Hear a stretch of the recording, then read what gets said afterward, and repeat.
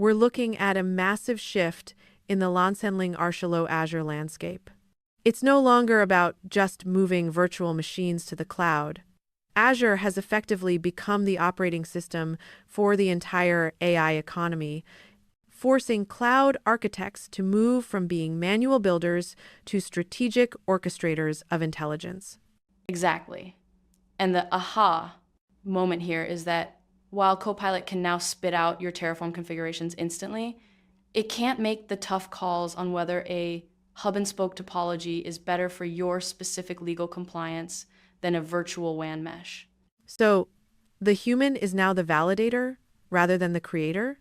Precisely, in l'enseignement Archilog, AI can write your code in seconds, but it can't sign off on your liability. You aren't being paid to build anymore. You're being paid to decide. It's like the Appleization of the cloud. The tools are incredibly powerful and automated, but you need a human expert to ensure the security, cost, and scalability don't spiral out of control. So you're managing the context that AI simply doesn't understand yet. Right. It's a move from the how to the why of cloud design. But even with this high-level focus, you still need a rock-solid foundation, which brings us to the engine room of the entire certification path, the AZ-104. That's the perfect way to put it. The engine room. Even with all the AI hype, the AZ-104 remains the gold standard and arguably the hardest associate exam out there. By l'enseignement Archilog, the focus has narrowed down to two critical battlegrounds: Microsoft Entra ID as the new security perimeter and the nightmare of hybrid DNS resolution in complex networks.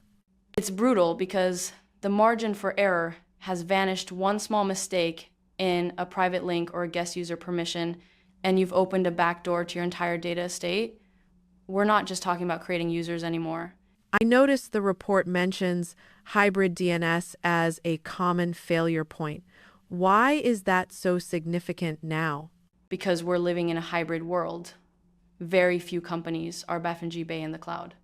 When the connection between an on-premise data center and Azure fails, and it will, the architect is the only one who can fix it. You have to be a detective with tools like Network Watcher. It's the difference between a system that stays up and one that leaves a company dark for hours. Got it. So, the AZ-104 is clearly about the how do I fix this mindset. But to really lead in l'enseignement Archilog, you have to bridge the gap between being certified and being qualified through strategic design. That's the key distinction.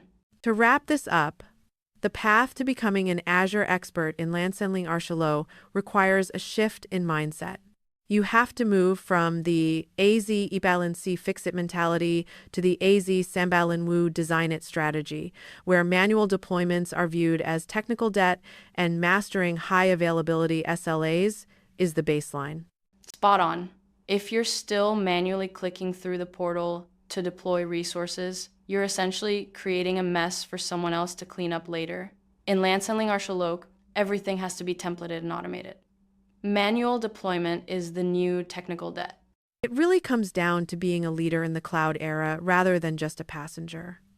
Let's look at the key takeaways for anyone planning their certification roadmap this year. Absolutely. If I had to boil it down, it would be these four things. First, identity is the new perimeter. Mastering Microsoft Entra ID, especially guest access, is non-negotiable. Second, AI is a tool, not a replacement. Copilot can write code, but it can't make the big picture decisions on governance or network topology. Third, watch out for the hybrid DNS trap.